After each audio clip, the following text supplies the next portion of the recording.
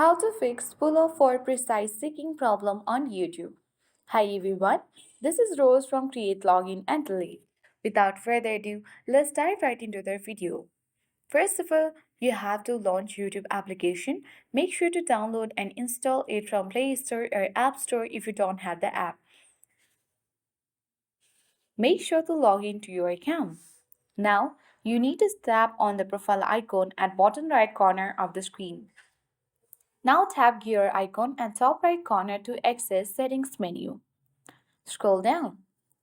Now you need to locate accessibility under video and audio preferences section. To get access to accessibility settings, tap accessibility. Here you will get different options. Simply make sure to toggle the button on for accessibility player. Now you will need to tap on hide player controls and tap after 3 seconds. And once you do that, your pull for precise seeking problem on YouTube will be fixed. That's all. I hope this guide was helpful.